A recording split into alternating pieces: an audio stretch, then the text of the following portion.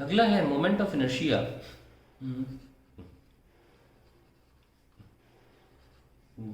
Of a rectangle. कैसे निकालना है? अबाउट एन एक्सिस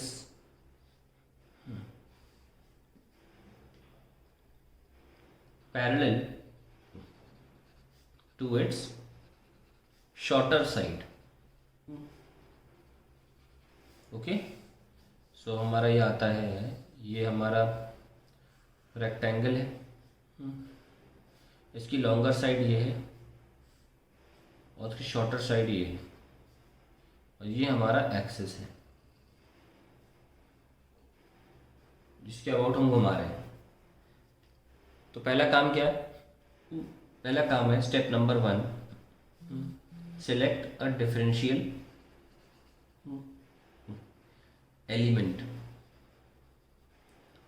तो एक्सिस ये है, जैसे रॉड में छोटा सा चुना था ऐसे ही यहाँ चुन रहे हैं, पट्टी सी यहाँ से लेकर यहाँ तक। ठीक है, तो x की दूरी पर चुन ली ऑफ थिकनेस dx, ये हमने पट्टी चुन ली, दूरी इसकी x है, चुन लिया। फिर हमने इसकी दूरी भी निकाल ली एक्सिस ऑफ रोटेशन से। अब हम करेंगे step number 2, distance from its axis of rotation. वो तो क्लियर दिख रहा है आपको, x है विच इज x, जो x टू l इंटीग्रेट होगा। और स्टेप 3 क्या है? Find dm। आइए dm फाइंड करते हैं। पूरी रॉड का जो एरिया है वो लेंथ इंटू ब्रेथ है, length into breadth. L B का मास अगर m है तो 1 का मास क्या होगा? m by L B. तो इस पट्टी का मास कैसे निकालेंगे? इसका एरिया क्या होगा? इसका एरिया में ब्रेथ तो चलो बड़ी बड़ी है ब्रेथ, पर इसका जो लेंथ है ये वाली वो dx है। तो m upon L B into B D X है ना, बी बी कैंसिल, तो क्या आया? m by L D X. इस पर ध्यान रखिएगा, स्टार बाद में कुछ बोलूँगा आपसे मैं। चलिए अब फाइंड करते हैं integrant. Step number 4, finding integrant या solving for integrant. Solving integrant, integrant मतलब होता है इंटीग्रेशन। तो centre of mass moment of inertia निकालना, I is equals to r square D m, यहाँ पे x ले लिया, x square D m, x square, और डी एम क्या निकाला? m by L D x. ठीक है, तो कितना आ जाएगा? m बाई एल तो कॉमन ले लेंगे, और ये कहाँ से कहाँ इंटीग्रेट हो रहा है? माइनस एल बाई टू से, है ना, बीच से लिया है, प्लस एल बाई टू। अगले पेज पे कर लेते हैं इसको।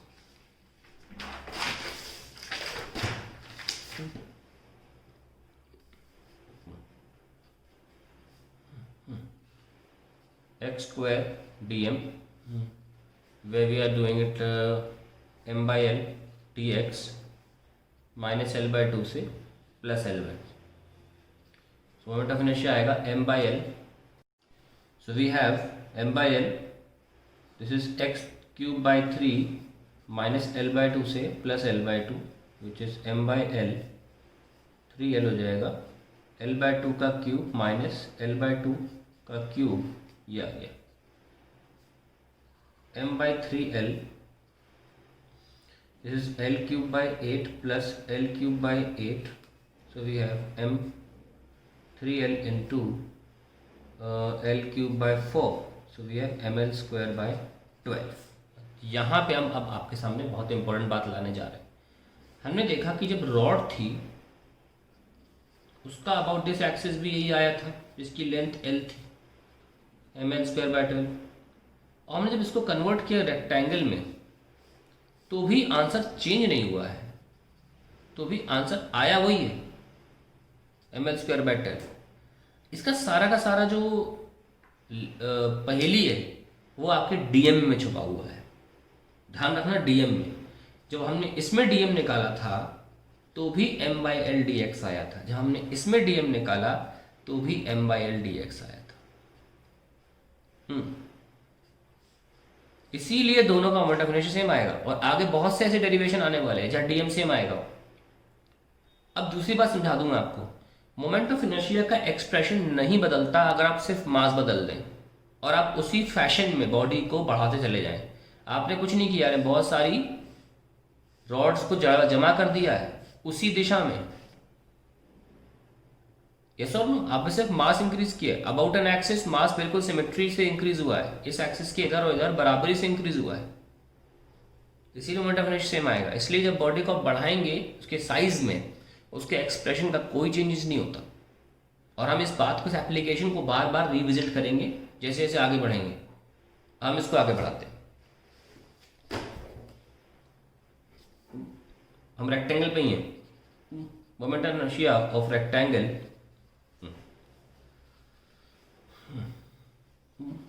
about an axis parallel to its longer side, साथ में ऐड भी कर सकते हैं, and passing through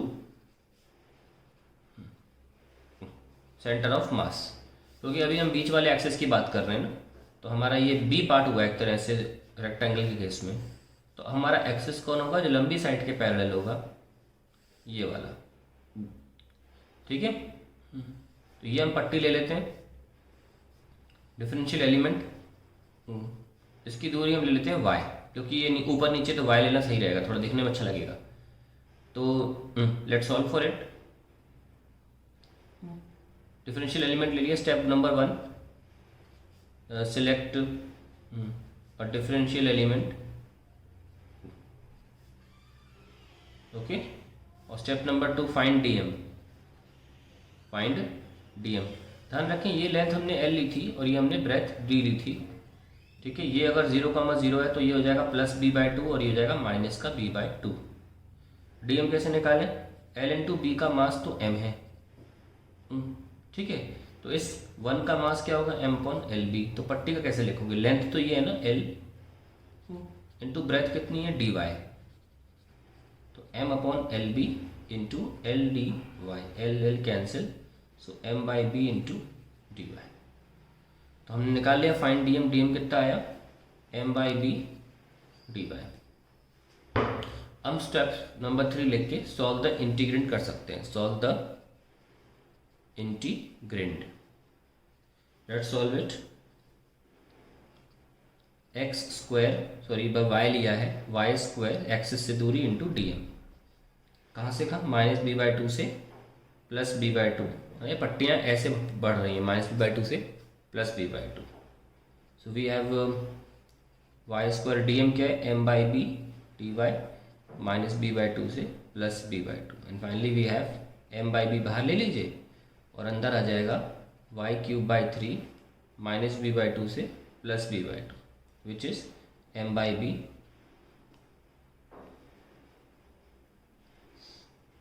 थ्री बाहर ले लें और ये फिर से वही आ जाएगा b³/8 है ना, 4 हो जाएगा। ये सॉल्व होके b³/4, तो b से b कैंसिल हो जाएगा, तो विल गेट mb²/12।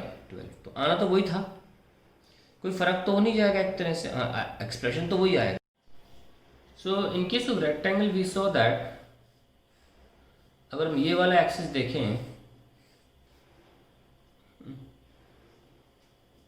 तो हमारा आंसर आया mb²/12, और हम ये वाला एक्सिस देख रहे थे तो हमारा आंसर आया ml²/12।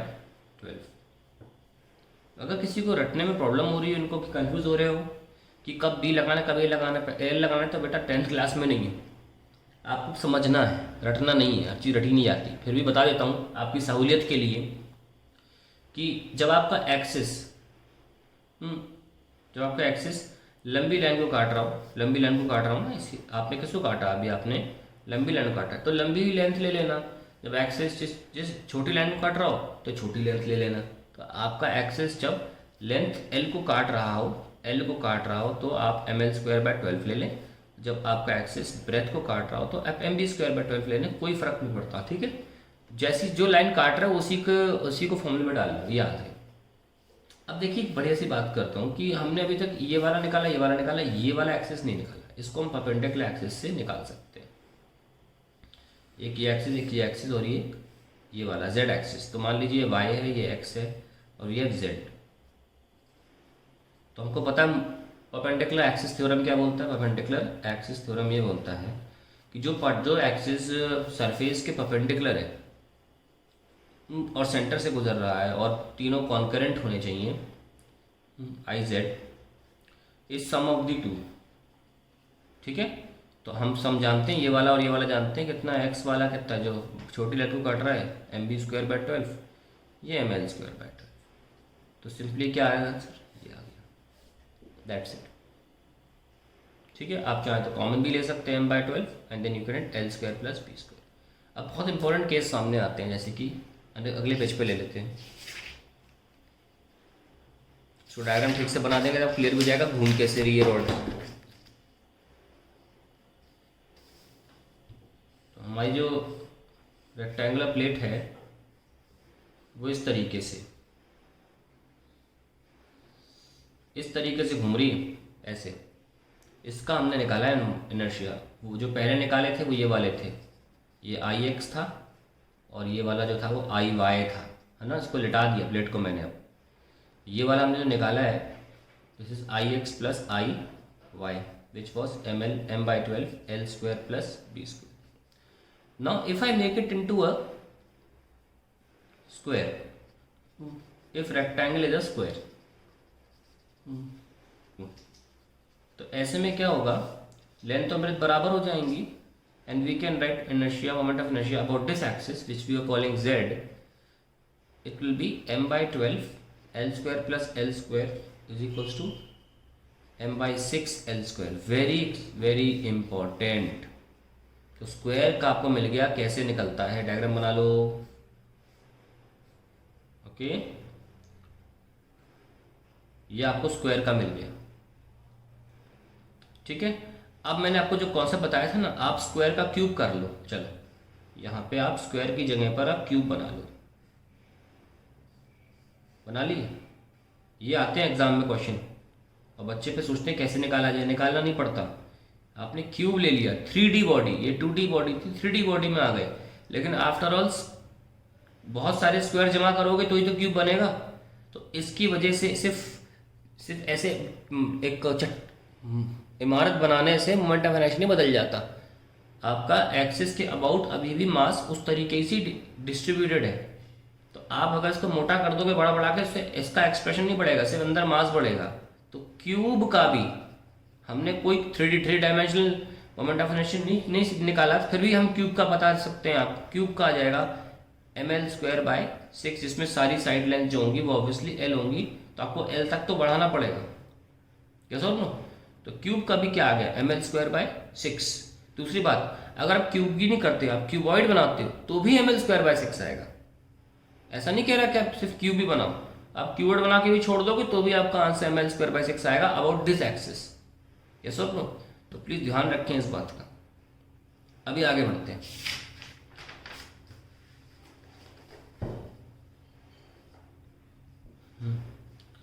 तो मान लीजिए आपने ये स्क्वायर लिया था, है ना, ये स्क्वायर लिया था, इसका आपको ये वाला एक्सिस मिल गया, आपने निकाल लिया आंसर। ये परपेंडिकुलर एक्सिस बोल रहे हैं इसको, PP' जो प्लेन से परपेंडिकुलर है। It is ml²/6 where every side is length. अब मुझे डायगोनल के अबाउट चाहिए, तो कैसे निकालूं, 2 डायगोनल बना लेता हूं मैं। तो अगर मैं स्क्वायर की बात करूं एक तरह से, मेरे को ये वाला पता है, इधर वाला,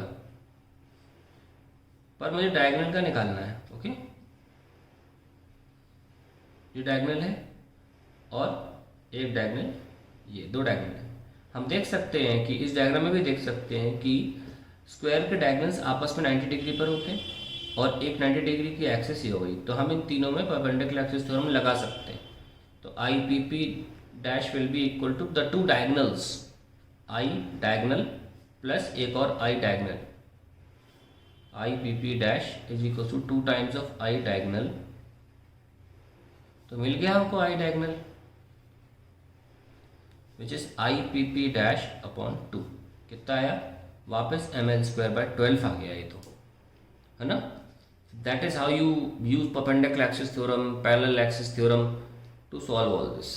तो इसको टेबलर फॉर्म में लिख लेते हैं कि हमने क्या किया, ताकि एक समरी सी बन जाए। हमने रेक्टेंगल के लिए निकाला था ये वाला, ये लेंथ है, ये ब्रेथ है, तो आंसर आया ml²/12। फिर हमने रेक्टेंगल के लिए निकाला ये वाला, हमारा आंसर आया mb²/12। फिर हमने रेक्टेंगल के लिए निकाला उसके परपेंडिकुलर एक्सिस वाला, ये वाला, तो हमारा आंसर आया m/12 l² + b²। फिर हमने स्क्वायर के केसेस लिए, हमने स्क्वायर को लिया, स्क्वायर के इस साइज को ऐसे करके स्क्वायर बना लिया और हमने यही वाला एक्सिस निकालने की कोशिश करी, तो हमारा आंसर आया। इसी में हमने l और b बराबर कर दिए, तो m/6 हो जाएगा, सॉरी l²। फिर फाइनली हमने डायगोनल के अक्रॉस निकालने की कोशिश करी कि हम किसी एक डायगोनल के अक्रॉस अगर स्क्वायर घुमाना चाहें तो क्या आंसर आएगा। एंड अगर साइड लेंथ l है तो हमको मिल जाएगा आंसर डायगोनल वाला, it will B ml²/12। That's it. Yes और नो। और एक बात बहुत इंपॉर्टेंट ध्यान रखिएगा, अगर कल को आपको एक एग्जाम्पल आता है कि आपने आधा स्क्वायर उड़ा दिया, एक्सेस यही रखा है, यहाँ से अब यहाँ मास नहीं है, पूछा जाएगा मोमेंट ऑफ इनर्शिया क्या है। ध्यान सुनना, सेम होता है, क्योंकि ये घूम के वहीं आ जाएगा और अबाउट द एक्सिस अभी भी सिमिलर रोटेशन हो रहा है मास का। मास कम हुआ है, मना नहीं कर रहा, मोमेंट ऑफ इनर्शिया नहीं कम हुआ, एक्सप्रेशन नहीं कम हुआ। ऑब्वियसली इसका आंसर निकालोगे, यहाँ मास ज़्यादा है, यहाँ मास आधा हो गया है, आंसर कम आ जाएगा। We are talking about the expression do not change. Even though अगर यहाँ पे आपने ये मास उड़ा दिया होता और उससे ऊपर का मास रहता, फॉर्मूला चेंज नहीं होगा। ये बहुत इंपॉर्टेंट बातें हैं, ध्यान रखिएगा। फॉर्मूला जो स्टैंडर्ड फॉर्मूला है वो चेंज नहीं होगा कि about this line still the axis has similar rotation of the mass. Yes और नो। तो expression is not going to change. Numerically mass कम होने की वजह से आंसर अलग आ जाएगा, लेकिन एक्सप्रेशन चेंज नहीं होगा। अगर इसका मास m है तो ये एक्सप्रेशन सेम रहेगा। चाहो तो आप अलग अलग कर लो, इसका मास टोटल मास जो है कैपिटल M लिया है, छोटा ले लो, लेकिन एक्सप्रेशन सेम रहेगा। इसमें भी आप अगर m आधा कर दोगे बॉडी, एक्सप्रेशन सेम रहेगा। बात ध्यान रखें इस बात की, ठीक है। चलिए।